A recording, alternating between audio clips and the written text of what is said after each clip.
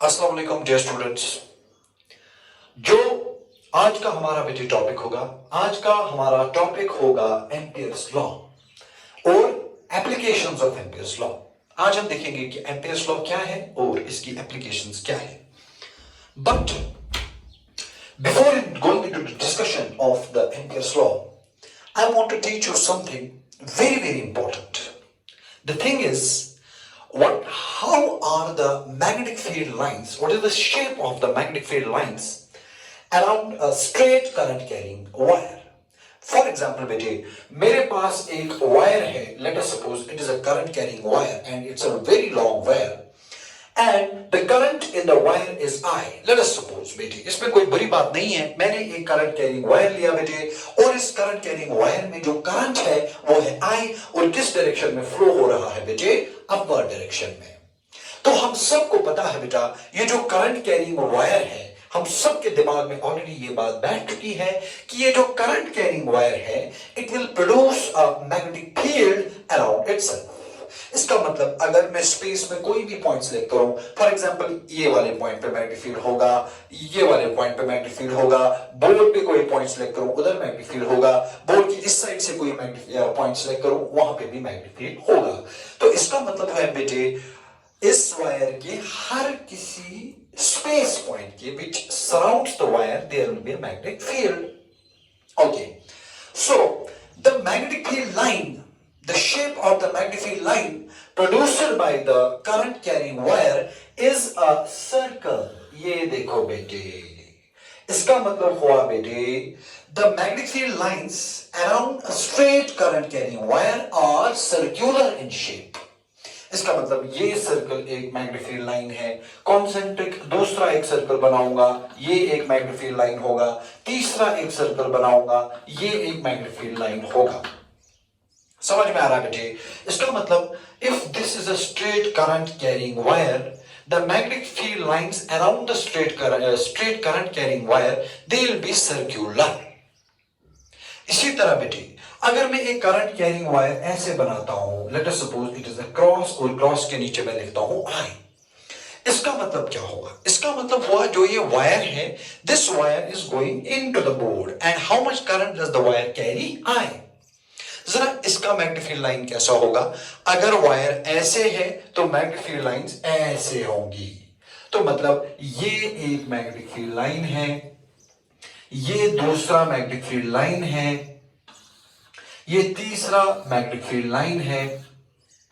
शाबाश। इसका मतलब जो ये सारी की सारी मैग्नेटिक फील्ड लाइंस हैं around the current carrying wire, they are circular. लेकिन बेटे, ये सर्कुलर मैग्नेटिक फील्ड लाइंस को हमें एक सेंस अटैच करना पड़ता है। सेंस अटैच करने का मतलब है कि ये जो मैग्नेटिक फील्ड लाइंस हैं, आर दे क्लॉकवाइज और are they anti clockwise? To assign the sense of these magnetic field lines, we use a law, we use a rule that's called as the right hand rule. तो right hand rule क्या कहता है बेटे? To assign a sense to the circular magnetic field lines, what we do, we place our thumb in the direction of the current. So in this case, what is the direction of current? The current is going inside the plane of the board. इसका मतलब हुआ बेटे, thumb किधर रखूंगा? Thumb रखूंगा अंदर की ओर, क्योंकि करंट जा रहा है अंदर की ओर। उसके बाद हाथ खोलूंगा, अपने जो फिंगर्स हैं इनको वर्ल करूंगा, गोल घुमाऊंगा, पूरा राउंड घुमाऊंगा। जब मैं इनको राउंड घुमाता हूं तो इसका मतलब जो ये घूमने का सेंस है, आप देख सकते हो बेटे, मेरे हाथों के जो घूमने का सेंस है वो क्लॉकवाइज है। इसका मतलब इस फील्ड लाइन का जो सेंस है वो क्लॉकवाइज है, तो इस फील्ड लाइन का भी सेंस होगा क्लॉकवाइज, इस फील्ड लाइन का भी सेंस होगा बेटे clockwise. So it's a clockwise circular magnetic field line. It is also a clockwise circular magnetic field line. It is also a clockwise circular magnetic field line. इसी तरह अगर आपका current बाहर की ओर आ रहा होगा, करंट बाहर की ओर आ रहा होगा, इसका मतलब करंट डायरेक्शन उल्टा हो गया। अगर करंट डायरेक्शन उल्टा हो गया बेटे, तो ये मैग्नेटिक फील्ड लाइंस का जो सेंस है वो भी उल्टा हो जाएगा। इसका मतलब अभी तक जो ये क्लॉकवाइज मैग्नेटिक फील्ड लाइंस थे, अब ये anti clockwise magnetic field lines बनेगी। शाबाश। तो पॉइंट नंबर 1 हमें क्या याद रखना है बेटी? पॉइंट नंबर 1 हमें याद रखना है, the magnetic field lines around a straight current carrying wire are circular in nature, or circular in shape, and for every circular shaped magnetic field line there is a sense. That means either the circular magnetic field line, either it will be a clockwise line or it will be an anti-clockwise line. How do we find out whether the magnetic field line is a clockwise line or an anti-clockwise line? We use the right hand rule. And what does the right hand rule say? Place your thumb in the direction of the current. Place your thumb in the direction of the current.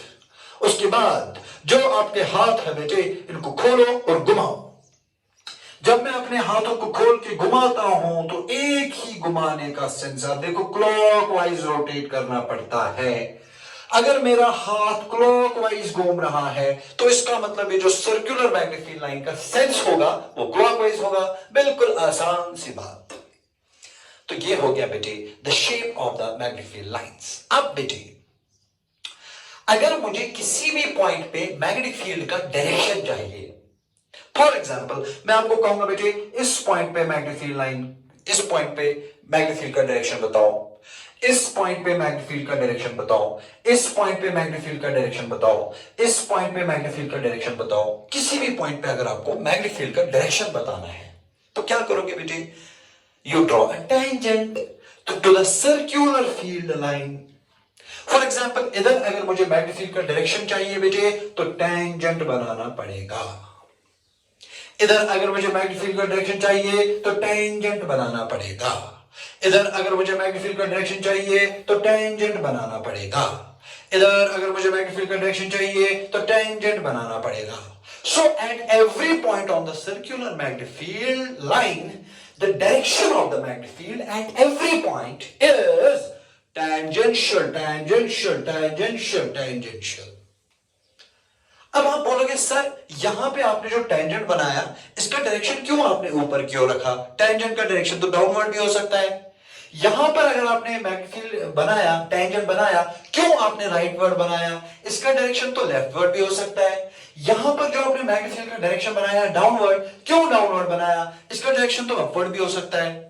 मैं बोलूंगा बेटे ये tangent का direction जो है it is given by the sense of the magnetic field line. यहां magnetic field line clockwise घूम रहा है। क्लॉकवाइज घूमने का मतलब इधर मैग्नेटिक फील्ड इधर की ओर, इधर नीचे की ओर, इधर पीछे की ओर, इधर ऊपर की ओर। सो टेंजेंट किस डायरेक्शन में बनाना है ये डिसाइड करता है sense of the magnetic field line. तो इसीलिए सब कुछ इंपॉर्टेंट है। तीन चीजें यहां पर इंपॉर्टेंट है। Number 1, magnetic field lines are circular around the current carrying wire. Number 2, the circles have a sense, either clockwise or anti-clockwise. वो कैसे निकालते हैं वो भी मैंने आपको बोला। Number 3, if you want to find out the direction of magnetic field at every point, you draw a tangent, tangent, tangent, tangent, tangent. And the direction of the tangent is decided by the sense of the magnetic field line. So that's all about the magnetic field line and magnetic field. How to determine the magnetic field direction. Okay, तो अब इसके बाद बेटे हम अगले portion में जाएंगे। हम देखेंगे कि what is the circulation of magnetic field और सर्कुलेशन ऑफ मैग्नेटिक फील्ड को मैथमेटिकली हम कैसे निकाल सकते हैं। तो बेटे अब हम देखेंगे what is circulation of magnetic field.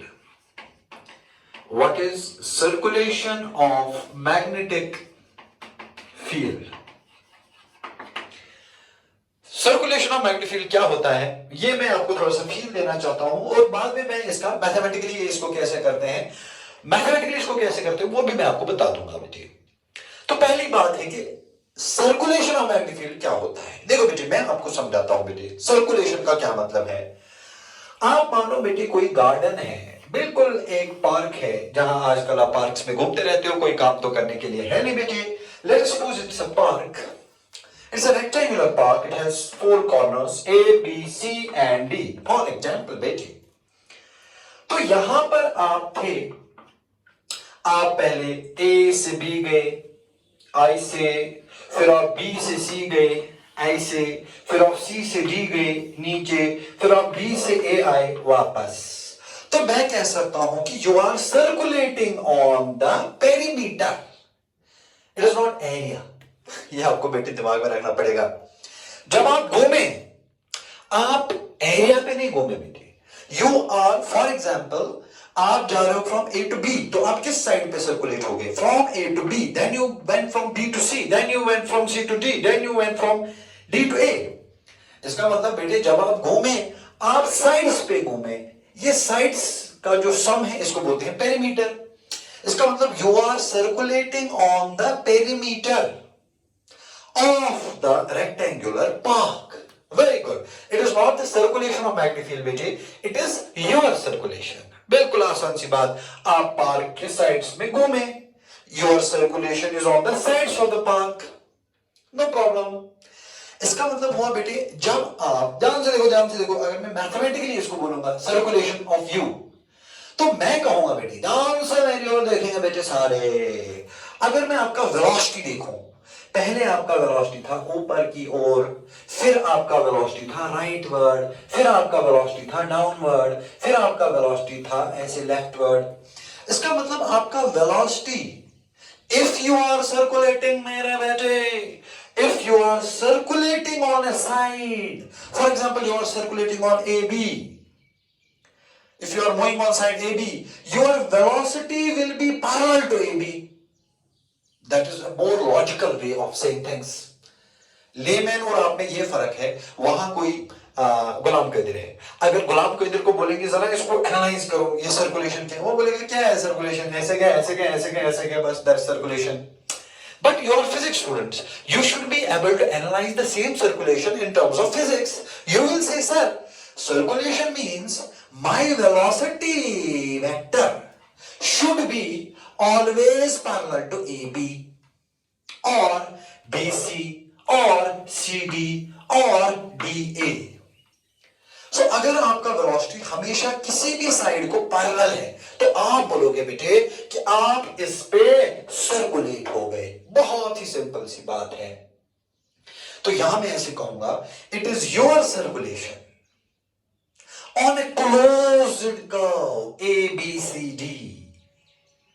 So simple. इसी तरह बेटे, अगर ये एक सर्कुलर पार्क है, ध्यान से देखो बेटे, सर्कुलर पार्क, ध्यान से मेरी ओर देखो।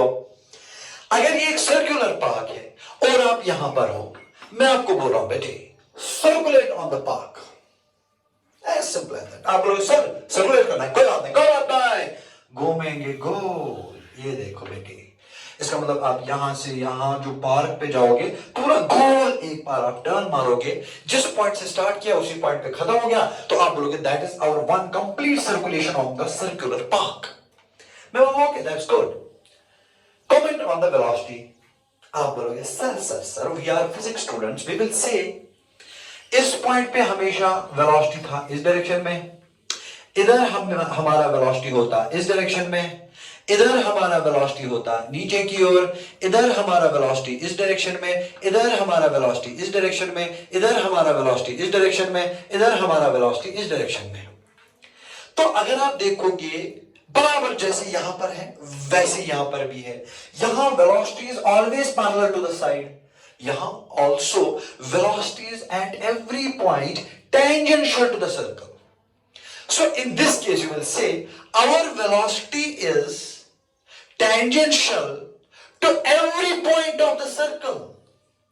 If your velocity is tangential to every point of the circle, you will say that we have circulated on the circular path. बिल्कुल आसान सी बात है बेटी। आपका सर्कुलेशन इस पार्क पे तब कंप्लीट होगा जब आपका वेलोसिटी हमेशा पार्क के हर किसी पॉइंट पे टेंजेंशियल होगा। सो this is also one more example of your circulation on the full circle. बराबर मेरे बेटे इसी तरह मैग्नेटिक फील्ड भी सर्कुलेट होता है। आप बोलोगे कैसे, मैं आपको समझाता हूं बेटे, ध्यान से देखो, ध्यान से देखो बेटे मेरी ओर, बिल्कुल आसान सी चीज है, ध्यान से देखो। मैं आपको बोलूंगा बेटा this is a current carrying wire, how much current does it carry? I.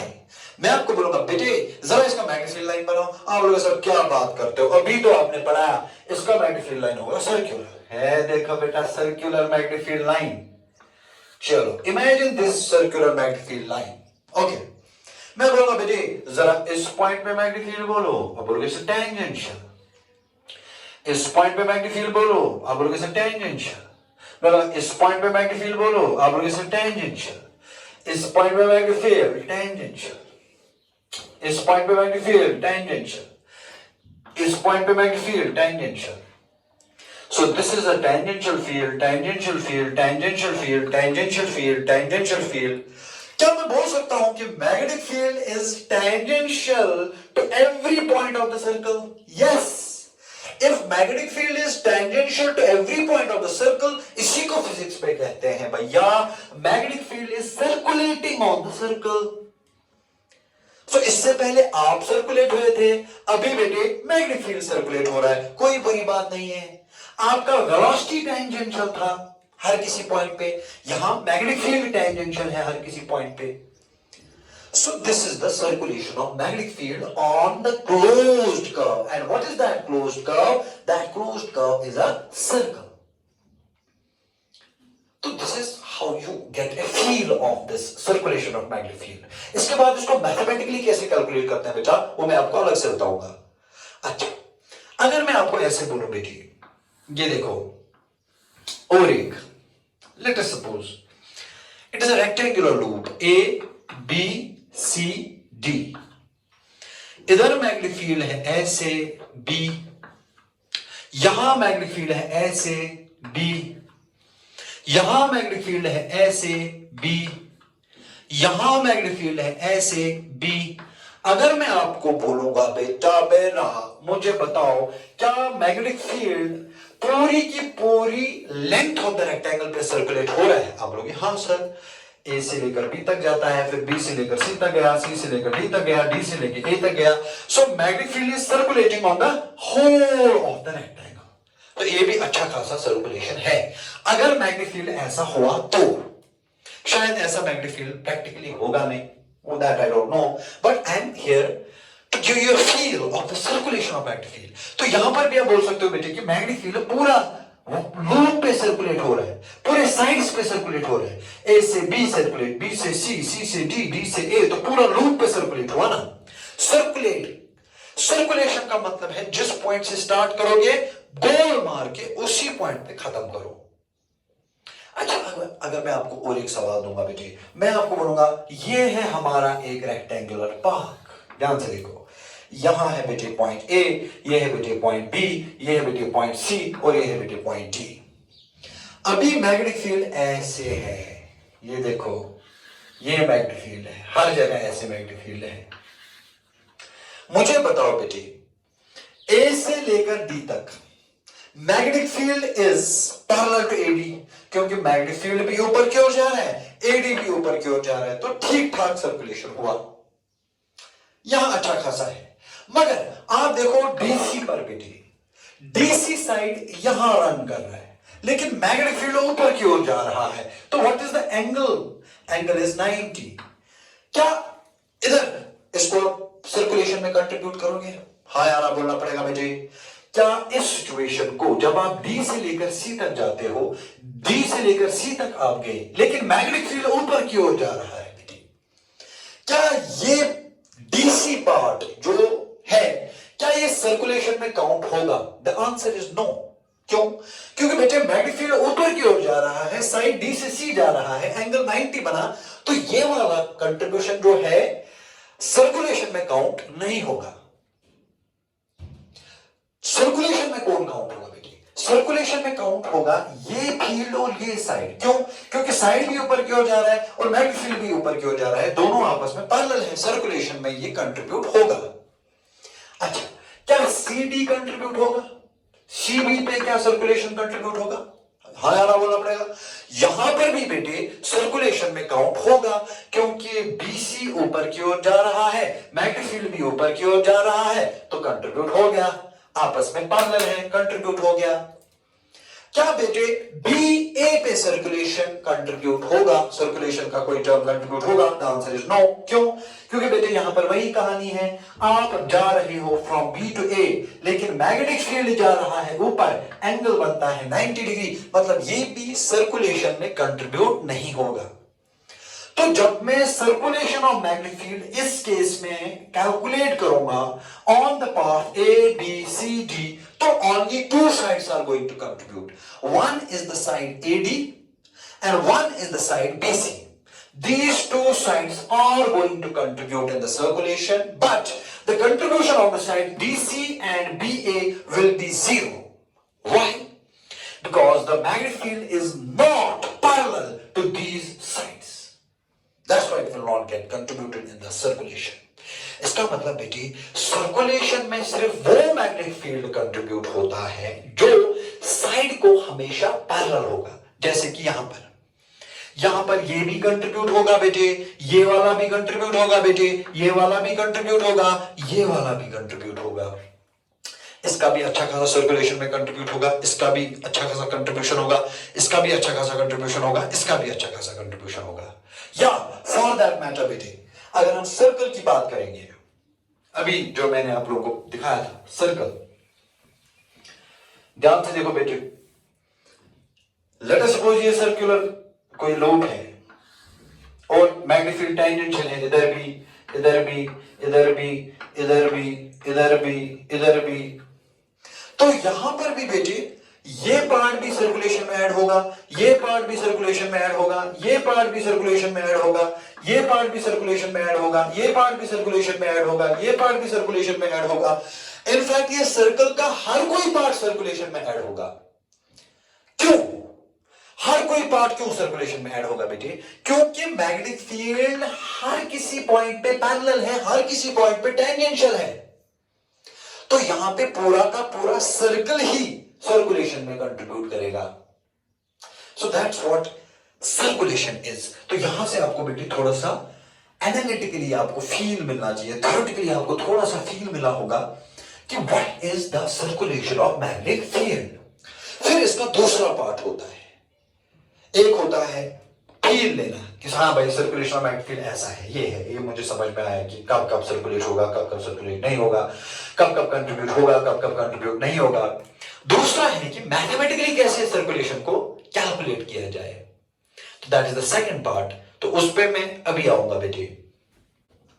Now after getting a feel of the circulation of magnetic field we will see कि ये मैग्नेटिक फील्ड का सर्कुलेशन जो है इसको मैथमेटिकली कैसे calculate करेंगे. लेकिन बेटे आगे जाने से पहले मैंने आपको बेटे जो एक पॉइंट आपके दिमाग में होना चाहिए कि सर्कुलेशन में वो पार्ट कंट्रीब्यूट होता है जहां पर फील्ड और लेंथ आपस में पैरेलल होंगे. ये आपको बेटे समझ में आया है, इसका फील्ड भी मैंने आप लोगों को दिया. अच्छा बेटे, let us calculate the circulation of magnetic field. छोटे केस में मैं करता हूं बेटे. फॉर एग्जांपल मैं एक सर्कल पे मैथमेटिकली सर्कुलेशन कैलकुलेट करना चाहता हूं मैग्नेटिक फील्ड का. लेट अस सपोज बेटे ये एक सर्कल है, इधर मैग्नेटिक फील्ड है आगे की ओर, कितना है बी. इधर मैग्नेटिक फील्ड है नीचे की ओर, कितना है बी. इधर मैग्नेटिक फील्ड पीछे, कितना है बी. इधर मैग्नेटिक फील्ड ऊपर की ओर और कितना मैग्नेटिक फील्ड है बेटे बी. तो इधर का field B B B B. ऐसा नहीं है कि मैग्नेटिक फील्ड सिर्फ चार जगह पर है. मैग्नेटिक फील्ड सर्कल के हर किसी पॉइंट पे है, इधर है, इधर है, इधर है, इधर है, इधर है, हर किसी पॉइंट पे मैग्नेटिक फील्ड है. ओ हर किसी पॉइंट पे मैग्नेटिक फील्ड है और कैसा है? टैंजेंशियल मैग्नेटिक फील्ड बेटे. मतलब इधर भी टैंजेंशियल, इधर भी टैंजेंशियल, इधर भी टैंजेंशियल. तो यहां पर बेटे अगर मैं आपको सवाल पूछूंगा कि सर्कल का कौन सा पार्ट, ध्यान से मेरी ओर, अगर मैं यहां पर आपसे सवाल पूछूंगा कि सर्कल का कौन सा पार्ट सर्कुलेशन में कंट्रीब्यूट करेगा, तो आपका जवाब होना चाहिए सर हर कोई पार्ट करेगा. क्यों? क्योंकि बेटे हर किसी पॉइंट पे मैग्नेटिक फील्ड टेंजेंशियल है. Magnetic field is parallel to every part of the circle because it is tangential to the circle. इसका मतलब every part of the circle is going to contribute in the circulation of magnetic field. तो mathematically ये circulation हम कैसे करते हैं बेटे, ध्यान से देखो। हम देखते हैं मैग्नेटिक फील्ड कितना है, तो फॉर्चुनेटली यहां हर जगह मैग्नेटिक फील्ड सेम है। कितना है बेटे, B B B B B B B B B B. तो मैग्नेटिक फील्ड लिखो बी, मल्टीप्लाई करो कितने लेंथ पे सर्कुलेट हुआ। तो यहां तो मैग्नेटिक फील्ड पूरे के पूरे सर्कल पे सर्कुलेट हुआ ना बेटे, यहां पर मैग्नेटिक फील्ड पूरे के पूरे सर्कल पे कंट्रीब्यूट होता है, तो मतलब पूरे के पूरे सर्कल का लेंथ लिखना पड़ेगा। और हम सबको पता है बेटे, जो सर्कल का लेंथ होता है वो होता है 2 पाई आर। ये हो गया circulation of magnetic field. Field कितना बेटे, बी मल्टीप्लाई बाय कितने लेंथ पे हुआ, तो यहां पूरे के पूरे सर्कल पे हुआ, तो मल्टीप्लाई बाय 2 पाई आर। तो that is the circulation of magnetic field, B into 2 pi R. खत्म। मगर ये इतना आसान इसलिए हुआ क्योंकि मैग्नेटिक फील्ड यहां यूनिफॉर्म था। यूनिफॉर्म मतलब हर किसी पॉइंट पे मैग्नेटिक फील्ड सेम था, तो आसान हो गया। अब अगर हर किसी पॉइंट पे मैग्नेटिक फील्ड सेम नहीं है, at different points on the path you have a different magnetic field, in that case what will you do, you will use this integration of B dot dl. What is B dot dl? ये circulation होगा एक छोटे से part पे, for example इस पे छोटे से पार्ट पे कितना सर्कुलेशन, मैग्नेटिक फील्ड कितना B, लेंथ कितना dl, दोनों को डॉट करो, फिर इस B डॉट dl को पूरे सर्कल पे इंटीग्रेट करो, तो ये इंटीग्रेशन, मगर इधर क्लोज करना पड़ेगा इंटीग्रल को। क्लोज मतलब होता है बेटे, you have to calculate this integration on the whole loop. जिस पॉइंट से स्टार्ट करोगे वापस उसी पॉइंट पे पहुंचना है, that's the meaning of this close sign. तो जनरली हम सर्कुलेशन इसी चीज को कहते हैं बेटे, integration of B dot dl. What is this B dot dl? B dot dl is a small contribution to the circulation on a section of the loop.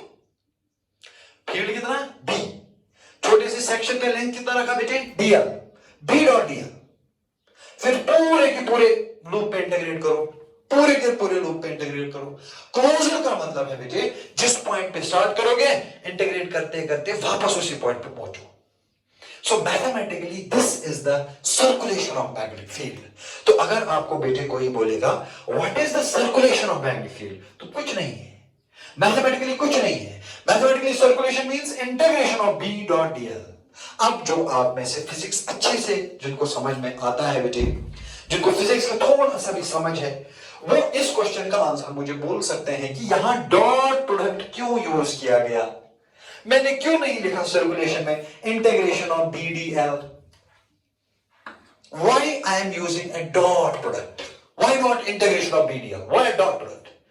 The answer is बेटे, मैंने आप लोगों को कहा सर्कुलेशन में सिर्फ वो contribution होता है जब मैग्नेटिक फील्ड और लेंथ आपस में पैरेलल हो, तो पैरेलल प्रोडक्ट ही होता है ना डॉट प्रोडक्ट।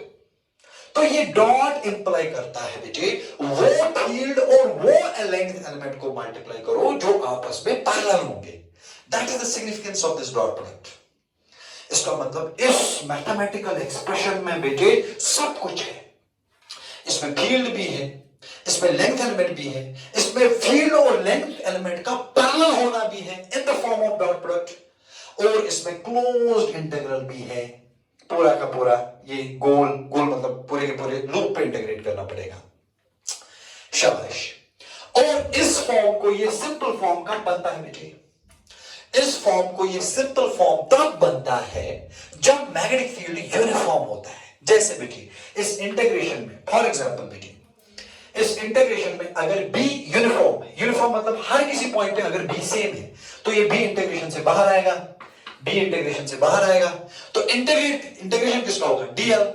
जब मैं इधर इंटीग्रेशन ऑफ dl करूंगा मतलब छोटे छोटे एलिमेंट्स को, छोटे छोटे लेंथ एलिमेंट्स को जब मैं इंटीग्रेट करूंगा तो पूरे के पूरे सर्कल का लेंथ मिलेगा, और वो पूरे के पूरे सर्कल का लेंथ है 2 पाई r। इसका मतलब ये चीज जो है इससे डिराइव हो सकती है। तो जनरल फॉर्मूला ये है, and this is a special thing, and this is applicable when the magnetic field will be uniform. If magnetic field is not uniform, if magnetic field is non-uniform, then circulation becomes integration of B dot dl और यहाँ पे छोटा सा गोल. So that is the mathematical implication, that's the mathematical formula for calculating the circulation of magnetic field. अच्छा बेटी, अगर मैं आपको और एक सवाल दूं, इस सवाल में मैं आपको बोलूंगा बेटे जरा मुझे मैग्नेटिक फील्ड का सर्कुलेशन कैलकुलेट करके दो. देखो बेटे ध्यान से मेरी ओर, ये देखो बेटे आसान सा, ये एक पार्क है, ये पार्क का ए है, ये बी है, ये सी है, ये डी है, या कोई वायर फ्रेम है ए बी सी डी, और मैग्नेटिक फील्ड जा रहा है बेटे हर किसी पॉइंट पे ऊपर की ओर. मैं आपसे सवाल पूछता हूं, ये क्या आपको ये सवाल पढ़ना आएगा? Integration of B dot D L is equal to what? आप इसको ऐसे मत पढ़ो, integration of B dot D L is equal to, आप इसको ऐसे पढ़ो, what is the circulation of magnetic field on this rectangle. आप एक काम करो बेटे, आप ये मैग्नेटिक फील्ड को मानो बी, मतलब हर जगह ये B B B B B B है, यूनिफॉर्म मैग्नेटिक फील्ड है.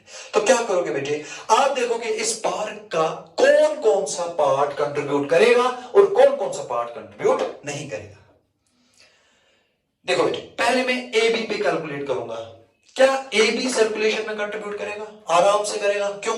क्योंकि बेटे ये बी और ये ए बी आपस में पैरेलल है, तो मतलब ये कंट्रीब्यूट करेगा.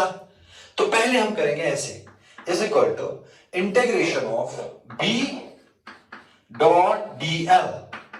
ये बी डॉट डी एल हम पहले किस पे करेंगे? ए टू बी, तो इधर लिखेंगे A to B plus integration of B dot D L, कहां से कहां? बी टू सी, तो इधर लिखेंगे बेटे B to C plus integration of B dot D L, कहां से कहां? सी टू डी, तो इधर लिखेंगे बेटे C to D plus integration of B dot D L, कहां से कहां बेटे?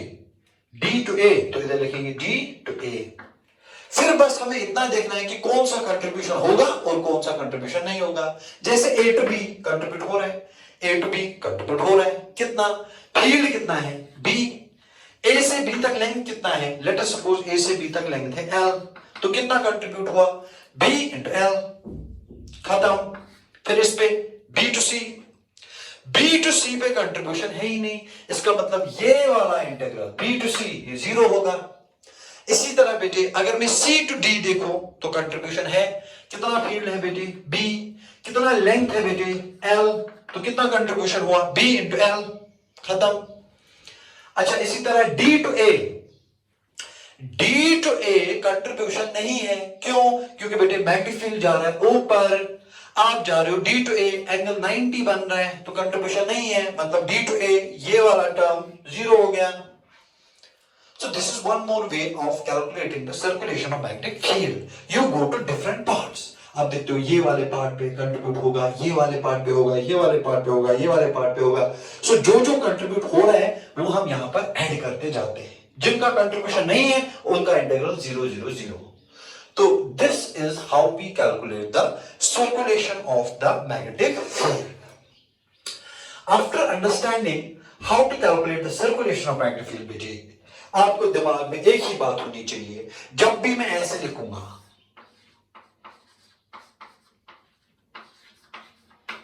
आपको दिमाग में आना चाहिए बेटे, this term is the circulation of magnetic field on a closed curve, on a closed loop. इसको हम कभी कभी line integral of magnetic field भी बोलते हैं. Line integral, because you are integrating on the lines. First you are integrating on the line AB, then you are integrating on line BC, then you are integrating on line CD, then you are integrating on line DA. Sometimes we call it as the line integral of magnetic field on a closed curve. Or the better way of saying things is the circulation of magnetic field on a closed curve. It's one and the same thing. You use the term line integral or you use the term circulation of magnetic field. It's completely your choice. तो बेटे circulation of magnetic field हमें अच्छे से अब समझ में आया.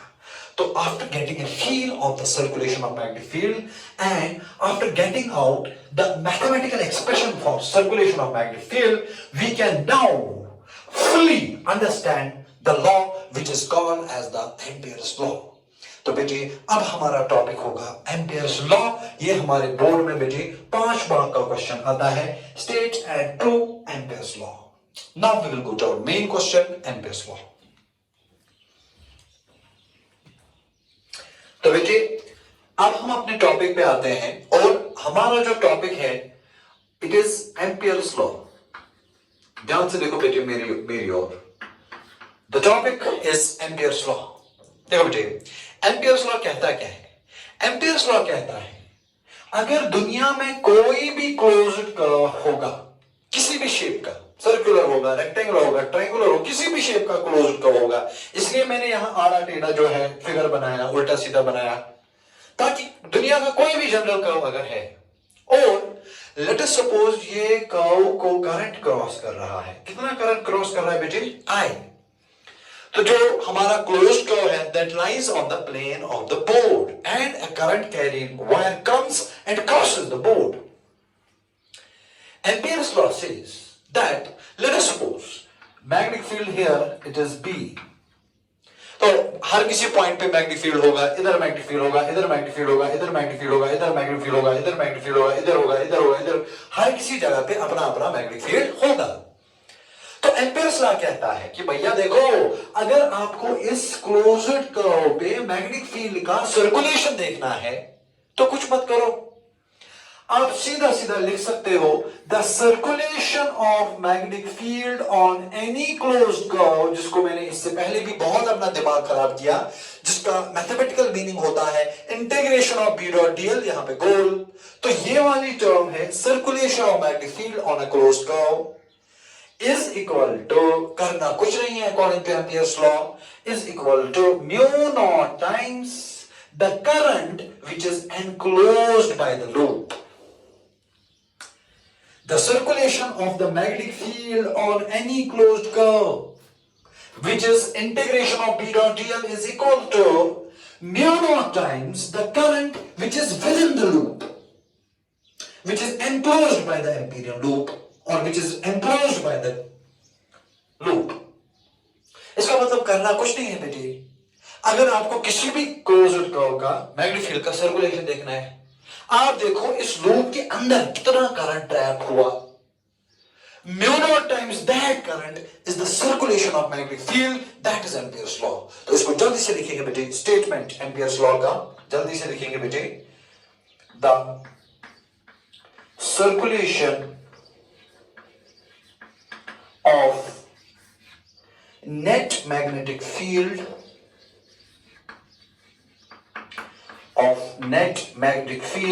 on a closed curve equals to what? Mu naught times equals to mu naught times the current enclosed by the loop. This is Ampere's law. और इसका एक कंडीशन भी होता है लास्ट में, provided the electric field remains constant. What that means we will not go into that discussion. जब हम electromagnetic waves पे concept of displacement current पढ़ेंगे वहां पर वो चीज इसको हम ऐड भी कर सकते हैं. यहां ऐड करने की जरूरत नहीं है, क्योंकि अगर मैं बोलूंगा provided electric field remains constant तो इस स्टेज पे आप कंफ्यूज हो जाओगे, सर क्यों, उससे क्या होगा. वो बेटर है कि ईएम वेव्स जब हम पढ़ेंगे इलेक्ट्रोमैग्नेटिक वेव्स वहां पे मैं अच्छे से एम्पियर्स लॉ हमें और भी पढ़ना है, इसको थोड़ा सा मॉडिफिकेशन मैं वहां पे करने वाला हूं बेटे. तो स्टेटमेंट में और थोड़ा सा ऐड कर सकते हो, provided the electric field remains constant. But why is that, we will see that later. तो फिलहाल के लिए जो एम्पियर्स लॉ का स्टेटमेंट है वो ये है, the circulation of the net magnetic field on a closed curve equals to mu naught times the current enclosed by the loop or enclosed by the curve. Okay, तो mathematically लिखेंगे बेटे, उसके बाद मैथमेटिकली, शाबाश, mathematically integration of B dot dl, which is the circulation of magnetic field, equals to mu naught times the current enclosed by the loop. When I say current enclosed by the loop, बेटे ये मैं थोड़ा सा clear करना चाहता हूं, ये current enclosed क्या होता है? इसका मतलब ये I सिर्फ वो करंट है जो ये लूप के अंदर है। लूप के बाहर अगर कोई करंट है, फॉर एग्जांपल इधर कोई करंट है I2, इधर कोई करंट है I3, वो इस I enclosed में नहीं आएगा। I enclosed मतलब only that current has to be taken into account which is inside this loop. The current which is outside the loop will not be considered. So आपने ऐसा ही law, बिल्कुल ऐसा ही law electrostatics में भी पढ़ा होता है, गॉसेस लॉ। तो गॉसेस लॉ में होता था charge enclosed with in a surface. यहां पर इसी तरह है current enclosed bye a loop, but the basic difference between Gauss's law and amperes law is वहां पे charge was enclosed bye a surface, यहां पे current is enclosed bye a planar loop. इसको बेटे दिमाग में रखो, वहां पे सरफेस इंटीग्रल होता था, यहां पर लाइन इंटीग्रल है, सर्कुलेशन है। So that's the basic difference between Gauss's law and Ampere's law. Okay. So this is the statement of Ampere's law. Now we are going to prove. Now we are going to prove the Ampere's law. तो आगे लिखेंगे बेटा proof. शाबाश. So the proof of Ampere's law is, लिखो बेटे, consider a current carrying wire carrying a current I. एक current carrying wire है, इसमें कितना करंट है बेटे? I. Okay, let R be the radius of the closed curve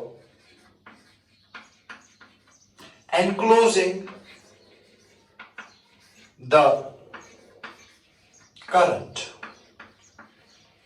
as shown in the figure. ये diagram आप अच्छे से बनाओगे बेटे। There is a current carrying wire, कितना करंट कैरी किया बेटे? I।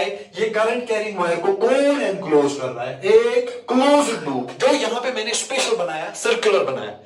I will not be deriving it for a general loop. I will be deriving it for a circular loop so that our derivation is easy.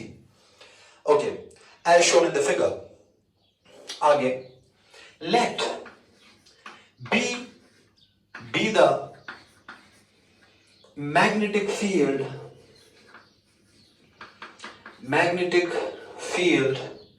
at any point on the loop. ये आपको लिखना पड़ेगा बेटे मेरे साथ। इसका मतलब ये लूप के किसी भी पॉइंट पे अगर आप जाओगे तो आपको कितना मैग्नेटिक फील्ड मिलेगा? B, लेकिन अलग अलग डायरेक्शंस में। इधर इस डायरेक्शन में मिलेगा, इधर इस डायरेक्शन में मिलेगा, इधर इस डायरेक्शन में मिलेगा, इधर इस डायरेक्शन में मिलेगा। ठीक है, सो वही मैंने लिखा, let B be the magnetic field at any point on the loop. अगला पॉइंट लिखेंगे, B is tangential to every point. ये मैं ऑलरेडी एक्सप्लेन कर चुका बेटे।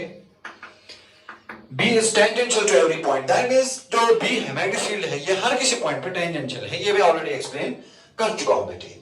शाबाश। तो इतना लिखने के बाद ये जल्दी जल्दी आप कॉपी करो। इसके बाद क्या करना है, मैथमेटिक्स करना है, वो मैं आपको करवाता हूं बेटे।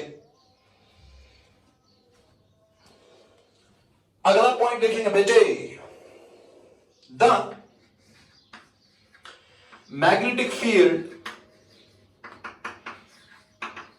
B due to a long wire is given by अभी मैं ये मैग्नेटिक फील्ड B जो है करंट कैरिंग वायर से कितनी दूरी पर बेटे, R दूरी पर, ये लिखूंगा ये मैग्नेटिक फील्ड कितना होता है। तो ये मैग्नेटिक फील्ड होता है B is equal to mu naught I by 2 pi R। आप बोलोगे सर ये कहां से आया? मैं बोलूंगा बेटे ये बायो सेवेंट लॉ जब मैंने पढ़ाया था वहां पर एक स्पेशल केस मैंने किया था। Magnetic field due to an infinite wire at a distance r is given by B is equal to mu naught I by 2 pi r। तो ये बायो सेवेंट लॉ से डिराइव किया था हमने। तो इधर हम लिखेंगे बेटे it is from using bio seventh law, application of bio seventh law, वहां से हमने ये डिराइव किया था। ओके बेटे, तो मैं ऐसे लिखूंगा it implies B multiply bye, ये 2 पाई r को इधर मल्टीप्लाई करो तो ऐसे लिखेंगे B multiply by 2 pi r is equal to mu naught I। करना कुछ नहीं है बेटे, बिल्कुल आसान सी बात। 2 पाई r को इधर से उठा करके इसको मल्टीप्लाई किया तो B into 2 pi r is equal to mu naught I। आगे देखो आगे देखो आगे देखो बेटे, अब इधर दिमाग रखना मेरी ओर, इधर दिमाग रखना बेटे मेरी ओर। ये B इंटू 2 पाई r क्या है? इससे पहले भी मैं बोल चुका हूं, B into 2 pi r, 2 pi r is the length of the circle. That means B into 2 pi r means the circulation of magnetic field on the whole circle। इसका मतलब ये B into 2 pi r क्या है? ये कुछ नहीं है, ये circulation of magnetic field है। तो B into 2 pi r के बदले लिखूंगा it is the circulation of magnetic field B dot dl। ये देखो बेटे, तो इसके बदले ये, क्योंकि B इंटू 2 पाई r ही सर्कुलेशन है और सर्कुलेशन का जनरल फॉर्म ये है, तो मैंने B इंटू 2 पाई r के बदले लिखा circulation of magnetic field, circulation of B dot dl is equal to mu naught I। इसको इक्वेशन 1 रखो। आगे देखो बेटे, अगला पॉइंट लिखो, since I is the current enclosed by the loop, equation 1 can be written as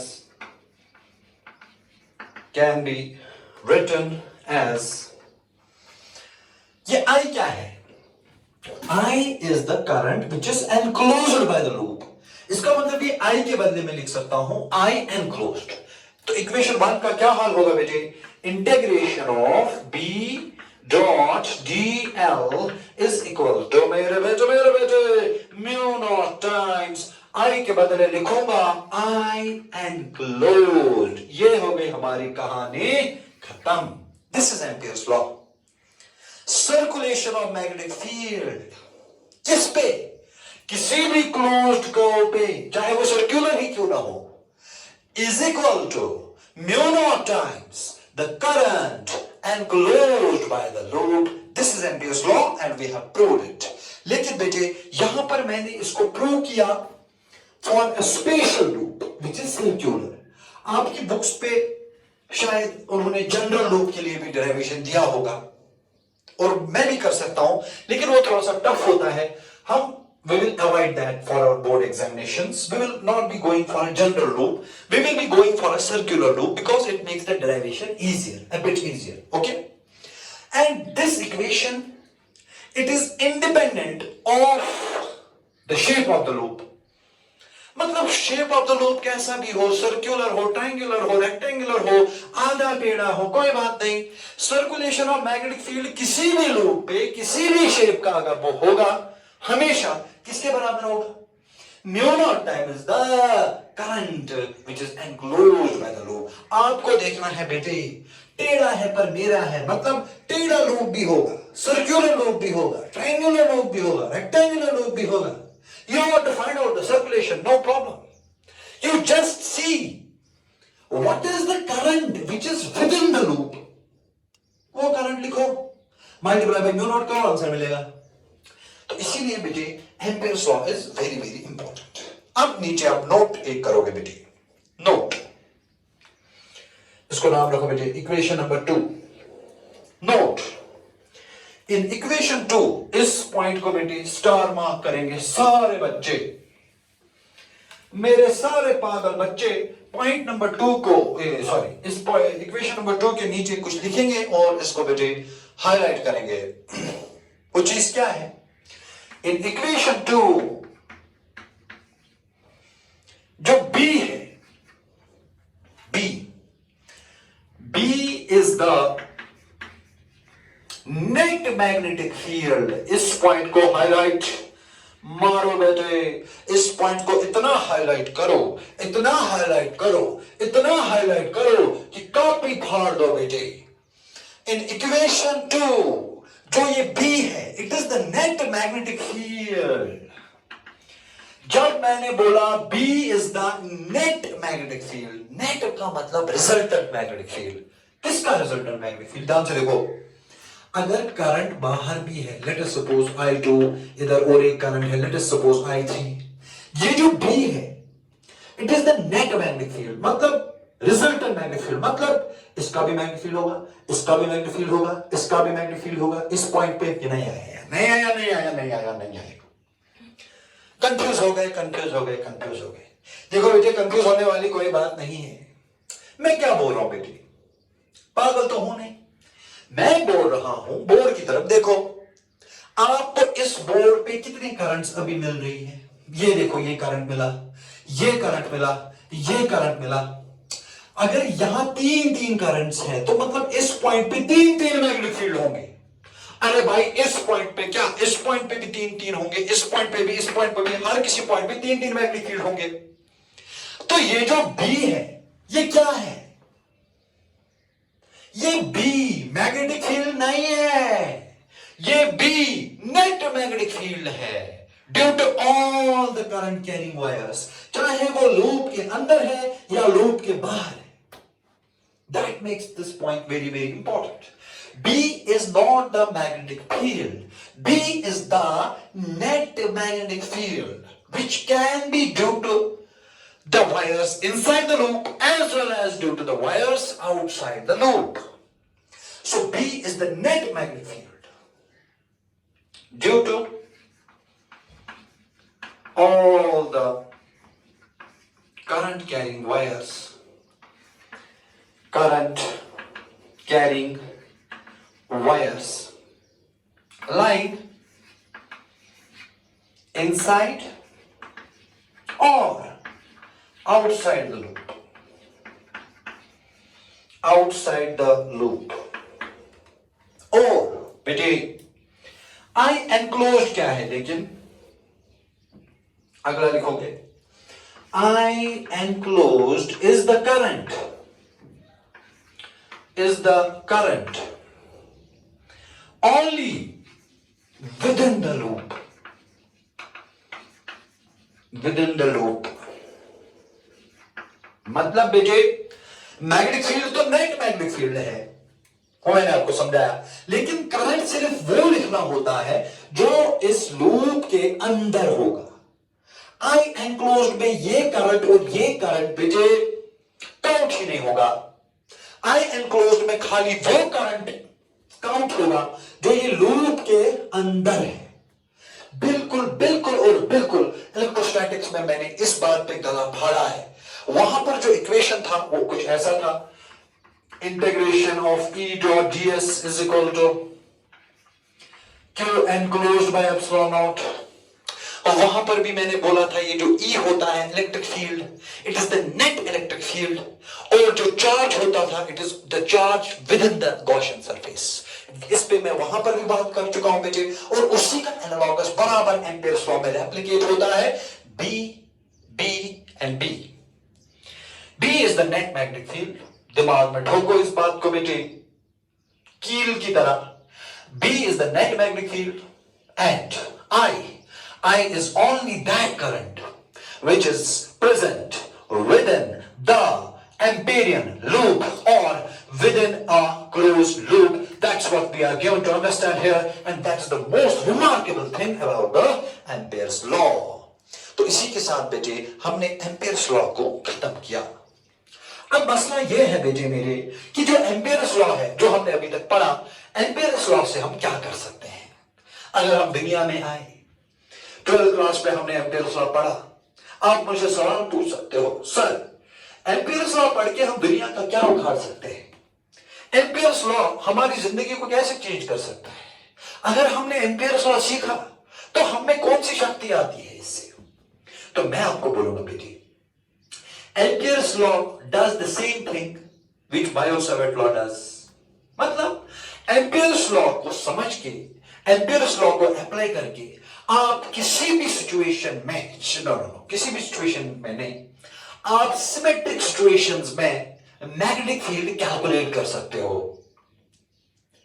but only Ampere's law works only in symmetric situations. वो मैं आपको आगे जाकर के बताऊंगा कौन कौन सा सिचुएशन में एम्पियर्स लॉ काम करता है।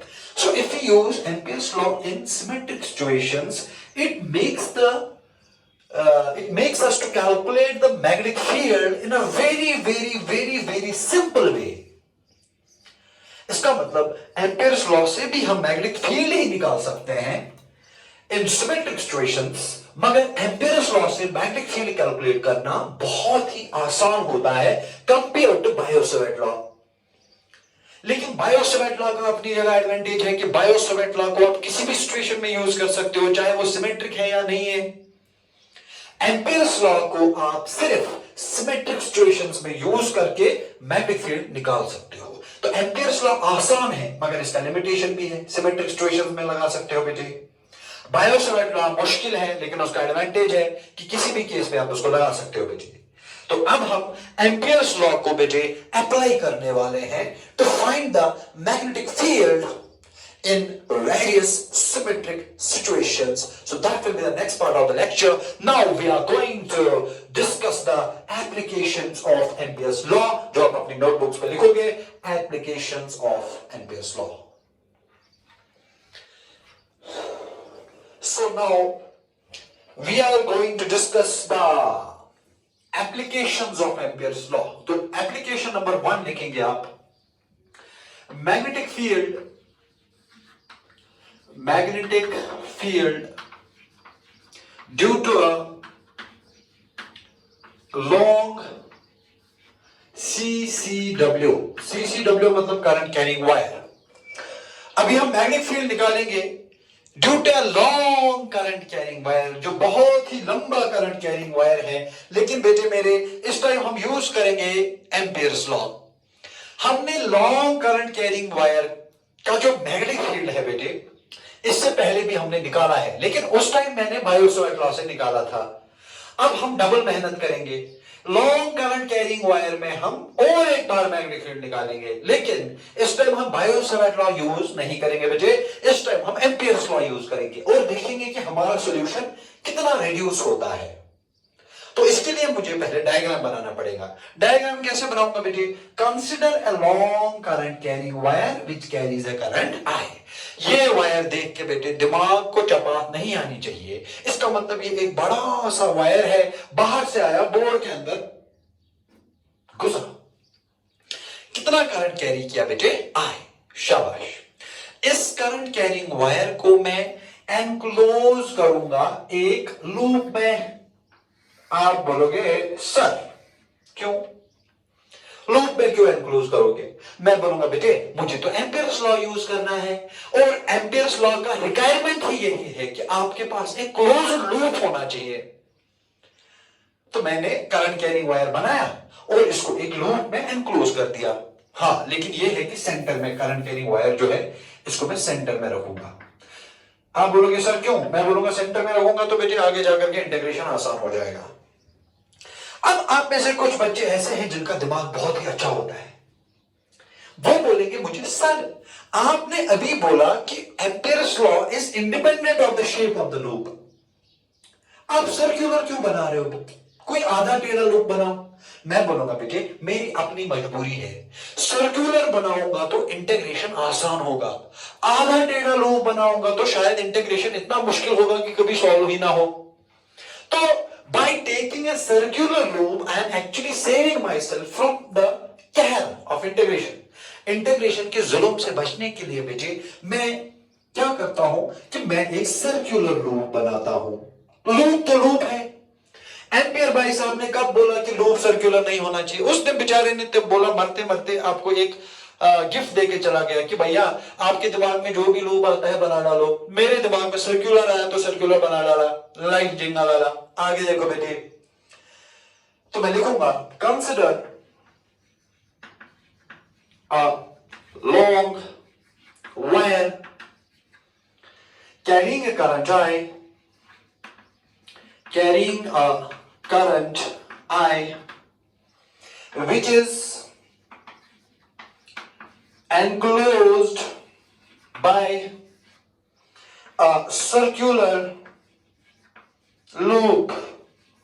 इस लूप को हम कभी कभी एम्पीरियन लूप भी कहते हैं, एम्पीरियन लूप भी कहते हैं। So consider a long wire carrying a current I which is enclosed by a circular loop। ये circular loop, इसको हम एम्पीरियन लूप भी कहते हैं। having radius r, ये देखो बेटे रेडियस इस लूप का r है। अगला पॉइंट लिखो बेटे, let B be the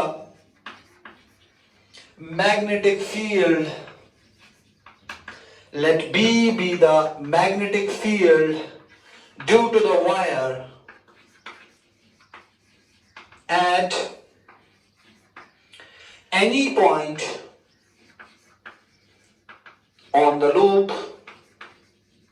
बराबर, जब मैंने एम्पियर्स लॉ को प्रूव किया तो बराबर मैंने ऐसा ही कुछ किया था। इसका मतलब ये लूप के हर किसी पॉइंट पे कितना मैग्नेटिक फील्ड है बेटे, ये है मैग्नेटिक फील्ड B, इधर भी होगा मैग्नेटिक फील्ड B, हर किसी पॉइंट पे टेंजेंशियल होगा B, इधर भी बेटे मैग्नेटिक फील्ड होगा B, तो ये हमें बनाना पड़ेगा B is tangential eight every point. चलो बेटे आगे लिखो, यूजिंग एम्पियर्स लॉ।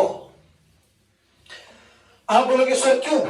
मैं बोलूंगा बेटे we are doing the applications of ampere's law. अगर एम्पियर्स लॉ की एप्लीकेशन पढ़नी है तो एम्पियर्स लॉ को यूज करूंगा ना। तो लिखो बेटे यूजिंग एम्पियर्स लॉ।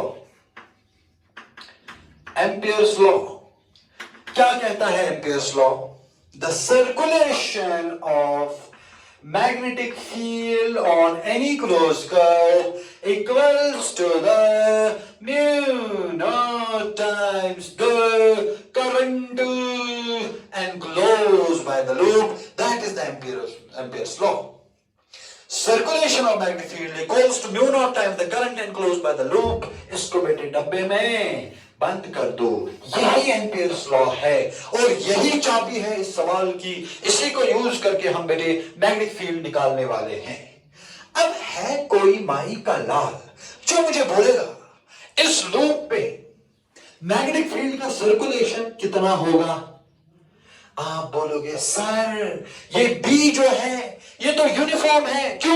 क्योंकि सर्कल के हर किसी पॉइंट पे मैंने मैग्नेटिक फील्ड माना B B B B B B, तो B इज यूनिफॉर्म, B बाहर आएगा। इंटीग्रेशन किसका होगा? DL का। अच्छा, जब मैं इंटीग्रेशन DL करूंगा मेरे को बोलो बेटे यहां मैग्नेटिक फील्ड किस पे सर्कुलेट हो रहा है? यहां magnetic field is tangential to every point of the circle. If magnetic field is tangential to every point of the circle, that means magnetic field is circulating on the whole circle। इसका मतलब बेटे पूरे के पूरे circle का length multiple करना पड़ेगा और पूरे के पूरे सर्कल का लेंथ होता है बेटे 2 पाई r। अपने लेक्चर के स्टार्ट में ही मैं ये सब डिस्कस कर चुका हूं, अब यहां पर ये समझना मुश्किल नहीं होना चाहिए। So integration of B dot dl is B into 2 pi r is equal to mu naught times what is the current enclosed। मतलब देखो ध्यान से, आंखें बेटे खोलो, आंखें खोलो बोर्ड की ओर देखो और देखो कि ये लूप के अंदर कितना करंट है। एक ही करंट है, कितना है बेटे? I। तो I enclosed के बदले इधर लिखूंगा बेटे I। बिल्कुल आसान सी बात है। इसका मतलब B is equal to mu naught I by 2 pi r, ये निकला मैग्नेटिक फील्ड। इसका मतलब जब मैंने एम्पियर्स लॉ को प्रूव किया मैंने यहां से शुरू किया, फिर ये लिखा, फिर ये लिखा। अभी उसको जब अप्लाई किया तो पहले ये लिखा, फिर ये लिखा, फिर ये लिखा। इसका मतलब ये बिल्कुल एम्पियर्स लॉ का ही डेरिवेशन है, लेकिन उल्टा रिवर्स करके। चलो बेटे हो गया। So B is equal to mu naught I by 2 pi R।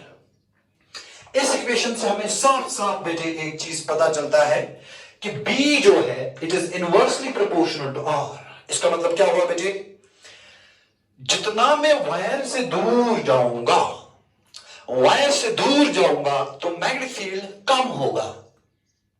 कोई बात नहीं, होने दो, हमें क्या फर्क पड़ता है बेटे। वायर से दूर जाओगे तो मैग्नेटिक फील्ड कम होगा, वायर के पास आओगे तो मैग्नेटिक फील्ड बेटे ज्यादा होगा। अच्छा, अगर मैं बोलूंगा ग्राफ बनाओ, इधर से और इधर से हम रखेंगे बेटे B, इधर से हम रखेंगे बेटे R। जरा B वर्सेस R ग्राफ बनाओ, it will be a rectangular hyperbolic curve. खत्म। This is all about the application number 1। और इसमें हमने क्या किया, मैग्नेटिक फील्ड निकाला due to a long current carrying wire. अब the thing you have to keep in your mind is it is a long current carrying wire. If it is a long current carrying wire, only then you can use Ampere's law. If it's a finite wire, छोटा length का, you cannot use Ampere's law because that is not the symmetric case. Long current carrying wire is a symmetric case, and I am using Ampere's law only in case of a long current carrying wire. खत्म हो गया। अब हम देखेंगे application number 2, magnetic field inside a long solenoid। बस कहानी खत्म हो गई। दूसरा एप्लीकेशन देखो, magnetic field due to a long, अभी करंट कैरिंग वायर नहीं लिखना है, अभी सोलेनॉइड लिखना है। Magnetic field due to a long solenoid. So अब हम एम्पियर्स लॉ का एप्लीकेशन देखेंगे और इस टाइम बेटे एम्पियर्स लॉ का एप्लीकेशन देखेंगे and we will find out the magnetic field due to long solenoid. तो सबसे पहले देखेंगे कि सोलेनॉइड क्या होता है। देखो बेटे, लेट अस सपोज ऐसे स्प्रिंग की तरह एक कॉइल है, ये देखो, ये एक लॉन्ग सोलेनॉइड है। पहली बात तो ये है कि the word long is very very important here. It is a very long solenoid and the current in the solenoid is I। ध्यान से देखो बेटे, मैं कुछ चीजें यहां एक्सप्लेन करूंगा, वो एक्सप्लेन करने के बाद हमें फट से सोलेनॉइड समझ में आ जाएगा। याद रखो बेटे मेरी ओर, ये जो सोलेनॉइड है इसमें जो ये I है, I is the current in each turn of the solenoid। That means बेटे इस टर्न में कितना करंट I, इस टर्न में कितना करंट I, इस टर्न में कितना करंट I, इस टर्न में कितना करंट I, इस टर्न में कितना current I। So I is not the current in the whole of the solenoid, I is the current in each turn। इस टर्न में I, इसमें I, इसमें I, इसमें I। And let us suppose overall इस solenoid में कितनी turns हैं? N। तो क्या मुझे कोई बोल सकता है बेटे टोटल करंट इस सोलेनॉइड में कितना होगा?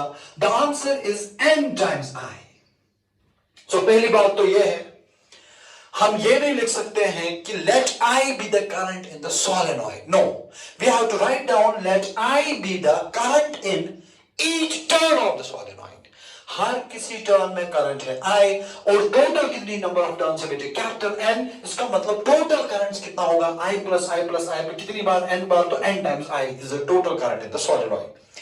That means the current in the solenoid is not I, the current in the solenoid is N times I।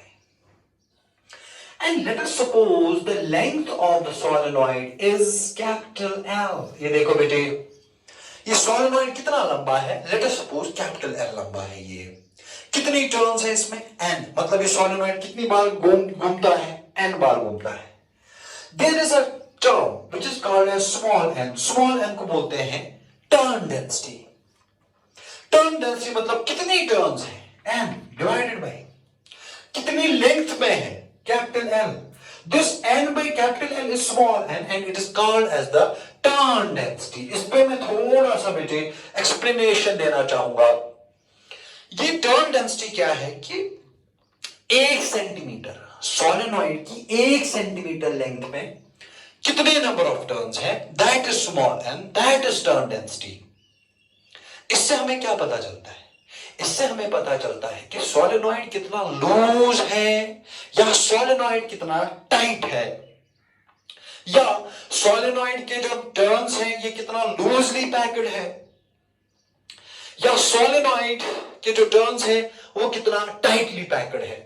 वो हमें स्मॉल एन से पता चलता है, जिसको हम टर्न डेंसिटी कहते हैं, number of turns per unit length. For example बेटी, अगर किसी सोलेनॉइड में स्मॉल एन है 5, इसका मतलब इसमें 5 टर्न्स होंगे पर मीटर। 1 मीटर लेंथ में सोलेनॉइड 5 बार घूमेगा। किसी में नंबर ऑफ टर्न्स होंगे बेटे 10 टर्न्स पर मीटर। इसका मतलब इस सोलेनॉइड में भी जब आप 1 मीटर चलोगे तो सोलेनॉइड 10 बार घूमेगा।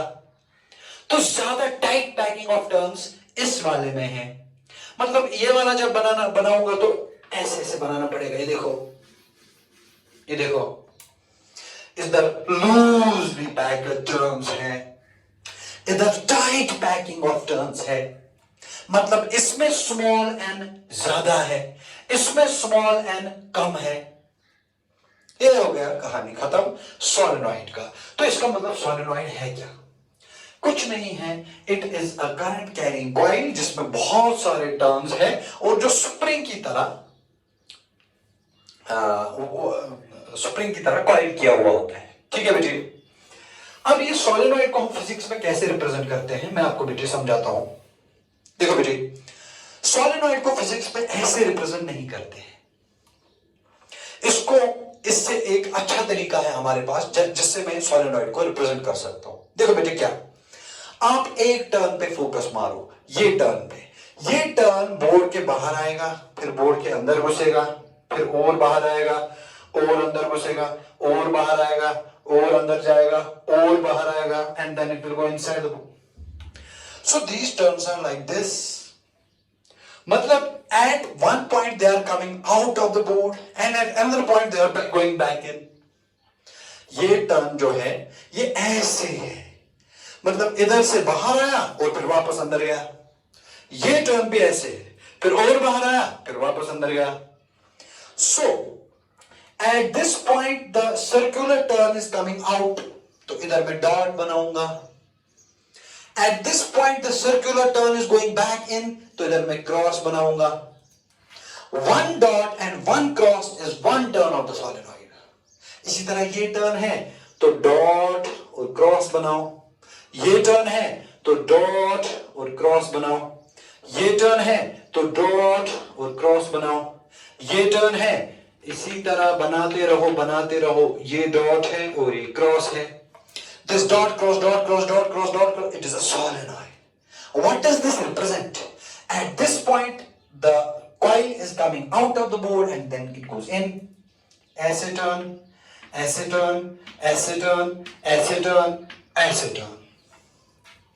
So solenoid को फिजिक्स में ऐसे रिप्रेजेंट करते हैं, dot cross dot cross dot cross dot cross dot cross. ऐसे रिप्रेजेंट नहीं करते। तो टोटल इसमें कितनी टर्न्स है? 1 2 3 4 ऐसी n। So this is the n is the number of turns in the solenoid. And what is the length of the solenoid? Let us suppose the length of the solenoid is L, and this is small n. It is equal to capital N by L. इसको दिमाग में रखो बेटी। What is this small n? This small n is the number density of the solenoid. ये मैंने आपको explain कर चुका हूं बेटे। इससे हमें पता चलता है कि कितना क्लोज पैकिंग है या कितना लूज पैकिंग है सोलेनॉइड में टर्न्स का। So this is the solenoid. And now the last and the very important thing about the solenoid is, in case of a long solenoid, if we go inside the solenoid, the magnetic field is uniform. ये देखो बेटे, magnetic field is uniform. Inside the solenoid, the magnetic field is uniform. That's why मैं इसको straight lines में बना रहा हूँ। Straight lines में मतलब uniform magnetic field है हर जगह solenoid के अंदर। और जब मैं solenoid के बाहर जाऊंगा, long solenoid, remember I'm talking only of a long solenoid. I am not talking of A short solenoid, उसका मैग्नेटिक फील्ड पैटर्न कुछ अलग होता है, फील्ड लाइन पैटर्न कुछ अलग होता है, वो हम आगे जाकर के बार मैग्नेट में देखेंगे कैसा होता है। I am here only talking of a long solenoid. So जब मैं एक लॉन्ग सोलेनॉइड के अंदर जाता हूं बेटे, तो अंदर मुझे यूनिफॉर्म मैग्नेटिक फील्ड मिलता है in the form of straight lines. कितना यूनिफॉर्म मैग्नेटिक फील्ड मिलता है बेटे? बी। और सोलेनॉइड के इमीडिएटली बाहर, लॉन्ग सोलेनॉइड के इमीडिएटली बाहर, the magnetic field tends to be zero, the magnetic field is zero. इसका मतलब the magnetic field is only present within the solenoid, outside the solenoid there is no magnetic field. So this is the introduction of the solenoid. ये चीजें बेटे आप दिमाग में रख के अब हम बेटा एप्लीकेशन करने वाले हैं। अब हम देखेंगे कि ये जो यूनिफॉर्म मैग्नेटिक फील्ड अंदर बना, किसके अंदर बना बेटे? सोलेनॉइड के अंदर। ये मैग्नेटिक फील्ड अगर बना तो कितना बना, वो हमें देखना है, वो हमें निकालना है by using the Ampere's law. कहानी खत्म, अगला पॉइंट लिखेंगे बेटे। चलो बेटे, अब आप अपनी अपनी नोटबुक्स पे लिखोगे, ये 12th में 5 मार्क का क्वेश्चन पूछते रहते हैं लॉन्ग आंसर टाइप। देखो, consider a solenoid having n turns and a length L. Let I be the current in each turn. इसको अंडरलाइन करो। इस हर किसी टर्न में करंट, इस टर्न में I, इस टर्न में I, इस टर्न में I, इस टर्न में I, हर किसी टर्न में करंट है I. Okay, and let B be the magnetic field inside the solenoid. और अंदर कितना मैग्नेटिक फील्ड है बेटे? B. तो ये आपको डायग्राम बनाना पड़ेगा। ये क्या है? Dot cross dot cross dot cross dot cross, it is the solenoid. Very good very good very good. और अंदर मैग्नेटिक फील्ड कितना है बेटे? बी। शाबाश, इतना आप बनाओ। आगे लिखो बेटा, आगे लिखो बेटा। Consider a rectangular Amperian loop. Consider a rectangular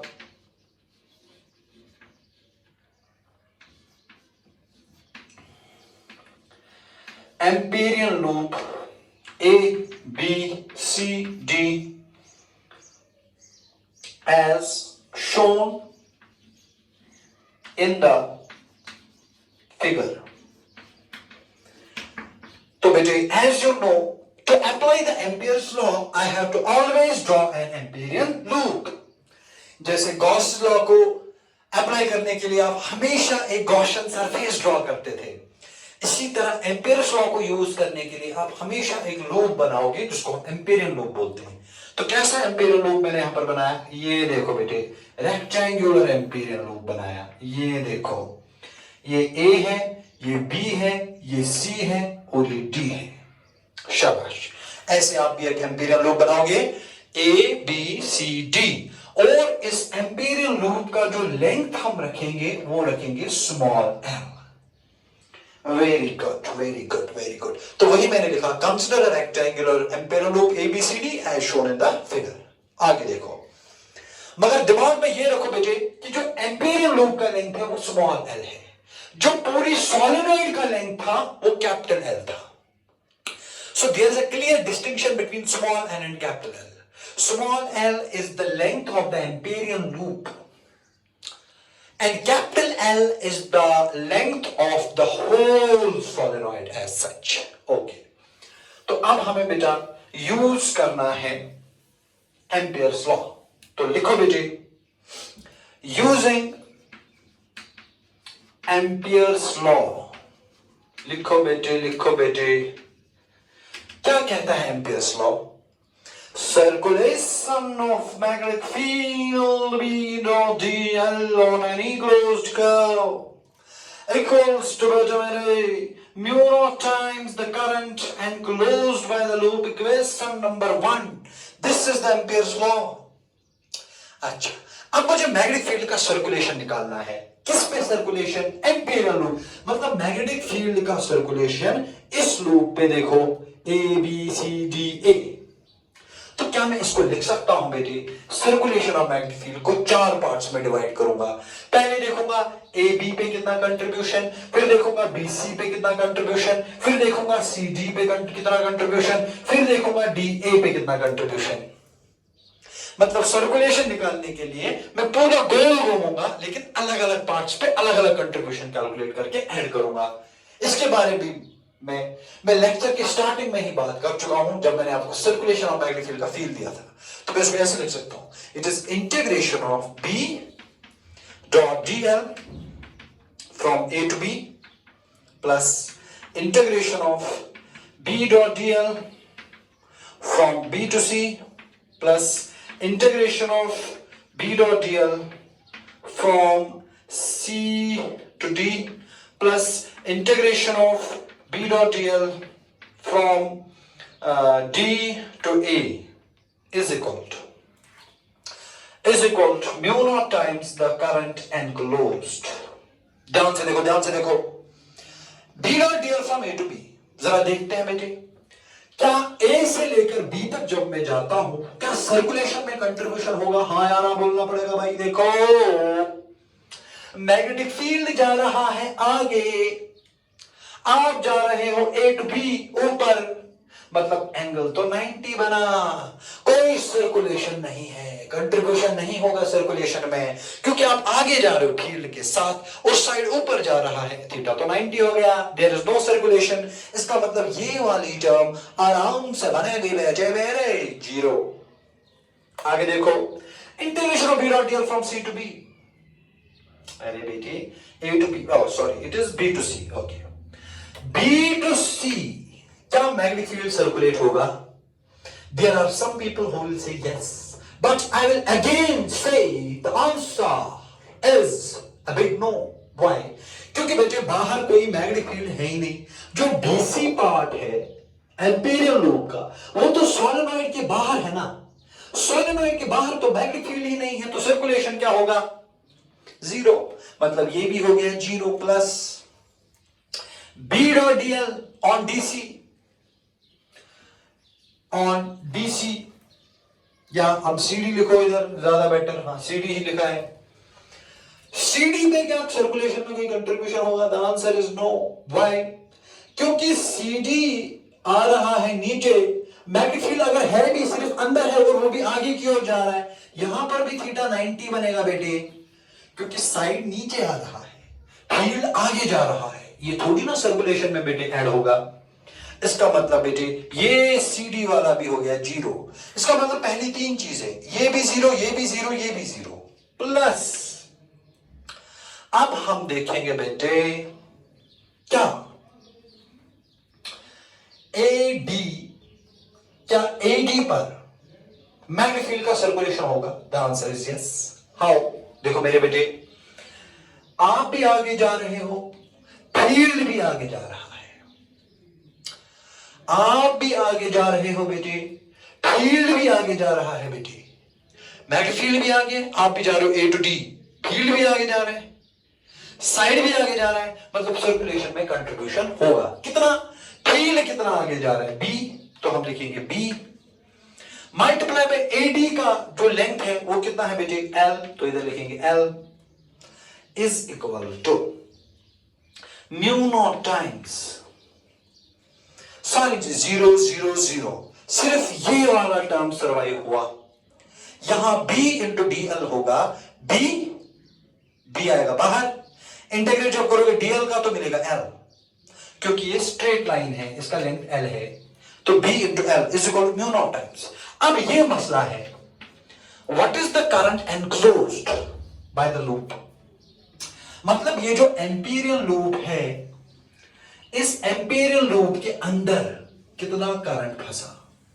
देखो बेटी, इस एम्पीरियल लूप के अंदर कितना करंट फंसा ये डिपेंड करेगा इसके अंदर कितनी टर्न्स फंसी।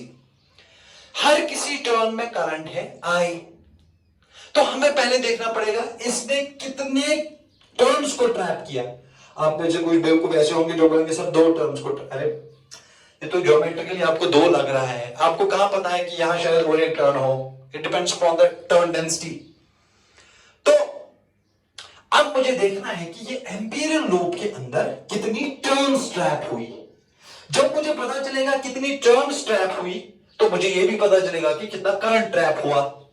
कितनी टर्न्स ट्रैप हुई, 1 सेंटीमीटर में कितनी टर्न्स होती है, स्मॉल एन। 1 सेंटीमीटर में कितनी टर्न्स होती है, स्मॉल एन। ये कितने सेंटीमीटर्स है, यहां से लेकर यहां तक एल, तो एल सेंटीमीटर्स में कितनी टर्न्स होंगी, स्मॉल एन इंटू एल। नहीं आया समझ यार, नहीं आया समझ यार। देखो फिर से एक बार, सोलेनॉइड के 1 सेंटीमीटर में कितनी टर्न्स होती है, स्मॉल एन। एम्पीरियल लूप का लेंथ कितने सेंटीमीटर्स है, एल, तो एल सेंटीमीटर्स में कितनी टर्न्स होंगी, स्मॉल एन इंटू एल। तो small N into L turns फंसी किधर, लूप के अंदर। हर किसी टर्न में कितना करंट, आई, तो इन टर्न्स में कितना करंट होगा, मल्टीप्लाई बाय आई। इसका मतलब the current enclosed by the loop is N L I. तो वही मैं यहां पे लिखूंगा mu naught times N L I. शाबाश बेटी। अब L और L कैंसल, इसका मतलब जो मैग्नेटिक फील्ड आएगा किसके बराबर आएगा, mu naught times small N into I. This is our answer. So magnetic field inside the long solenoid is mu naught times small N I. Small N है turn density, I है current in each turn of the solenoid. अच्छा मेरे बेटी, क्या magnetic field, last में एक सवाल, क्या मैग्नेटिक फील्ड डिपेंड करता है on the length of the amperian loop? क्या आप में इधर आंसर में कहीं पे स्मॉल एल दिख रहा है बेटे? The answer is no. इसका मतलब magnetic field inside the solenoid is independent of the dimensions of the amperian loop. Amperian loop छोटा है या बड़ा है उससे कोई फर्क नहीं पड़ता, मैग्नेटिक फील्ड होगा हमेशा होगा म्यू नॉट टाइम्स एन आई। और dimensions of Amperian loop magnetic field पे कोई असर नहीं डालते, क्योंकि भाई जो एम्पीरियल लूप है ये तो हमने बनाया यार। क्यों? ये तो एक इमेजिनरी लूप है जो हमने बनाया। To make the magnetic field calculation easier, so जो चीज हमने बनाई वो सोलेनॉइड के अंदर मैग्नेटिक फील्ड कैसे चेंज कर सकता है। इसका मतलब the magnetic field inside the solenoid is mu naught Ni and it is independent of the imperial loop, the size and shape of the imperial loop. इसको नीचे नोट करो, the magnetic field inside the imperial loop is independent of the size and shape of the imperial loop. That is done and dusted.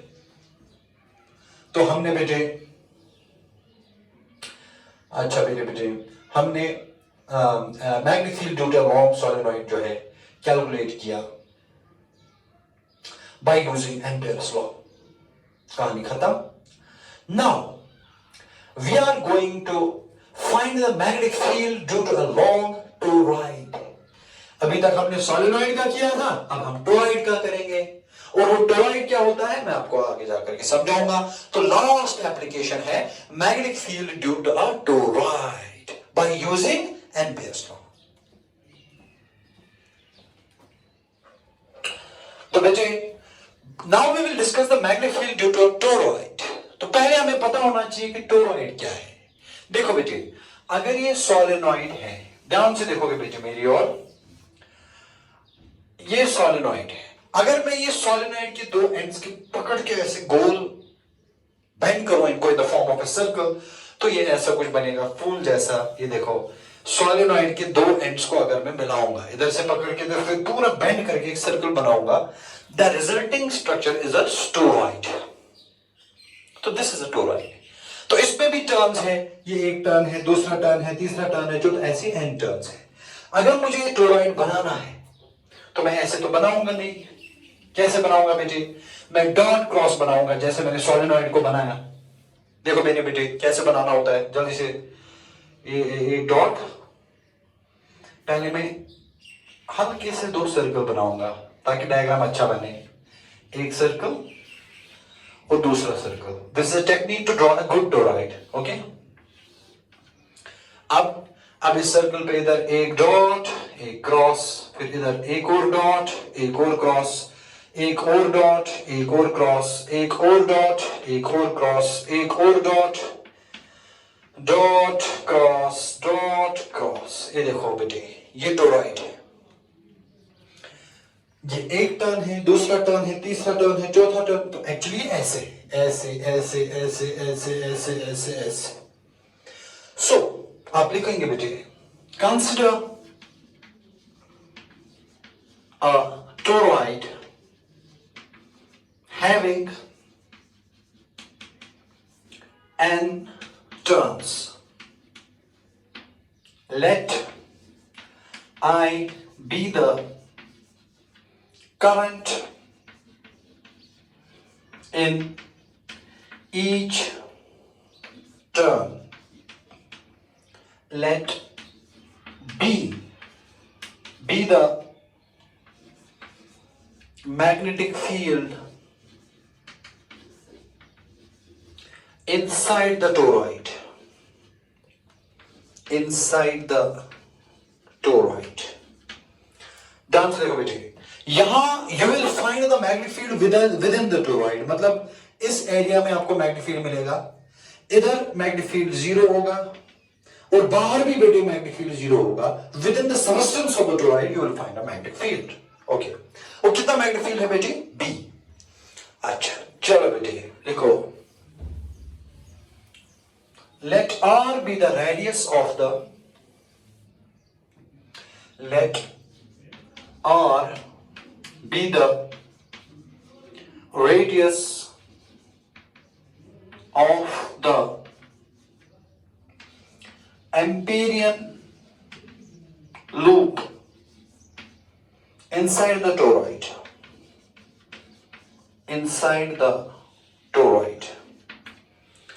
ये देखो बेटे, ये toroid के अंदर मैंने एक लूप बनाया।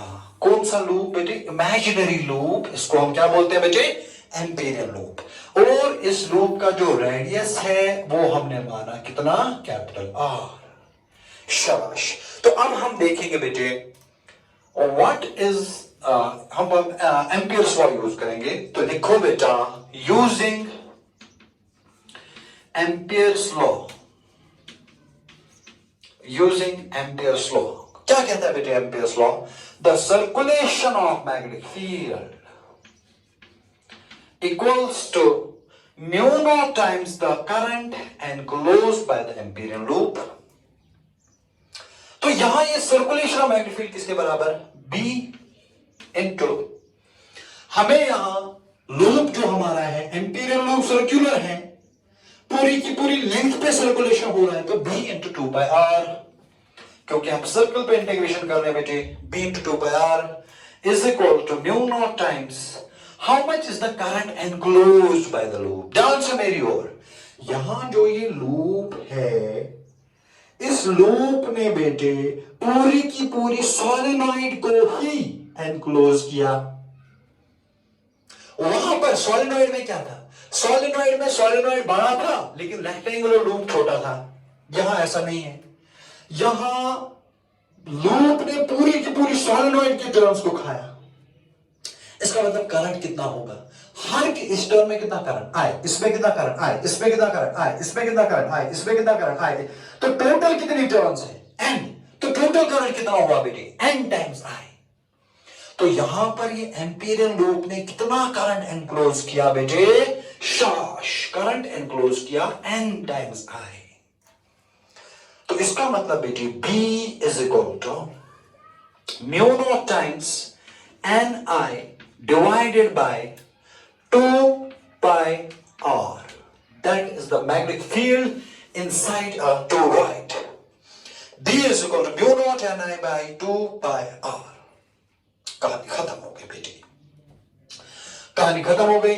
That is the magnetic field inside a toroid and it is B equal to mu naught capital Ni by 2πr. Solenoid में था mu naught small ni। हालांकि ये दोनों इक्वेशंस एक ही है। चलो भाई, ये हो गया टोरॉइड का किस्सा। लेकिन बेटे कभी कभी क्या होता है, एग्जामिनर कॉम्पिटेटिव एग्जाम्स में नीचे आप इसको नोट करके लिखोगे बेटे, कभी कभी आपको वो रेडियस ऑफ टोरॉइड नहीं देगा, कभी कभी वो आपको देगा दो radius, inner radius of the toroid and outer radius of the toroid. तो उस केस में आप मैग्नेटिक फील्ड कैसे कैलकुलेट करोगे? आप बोलोगे सर आपने तो बोला नहीं, तो मैं यहां पर एक वार्निंग आपको देना चाहता हूं।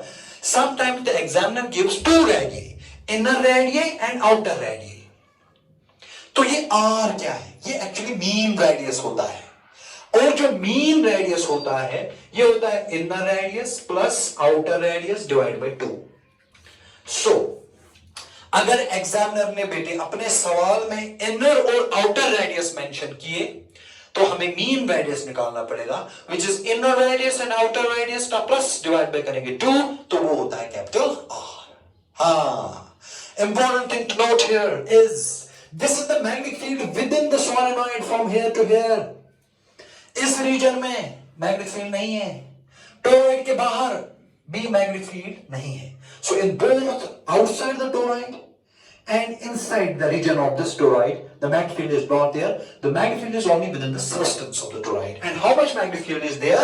B is equal to mu naught capital Ni divided by 2 pi r. That is all about the Ampere's law and its applications. तो हमने बेटी इस लेक्चर में पूरा का पूरा Ampere's law समझा, उसको डिराइव किया, उसके एप्लीकेशन सीखे, तो ये सारा का सारा लेक्चर खत्म हो गया। Ampere's law and its applications.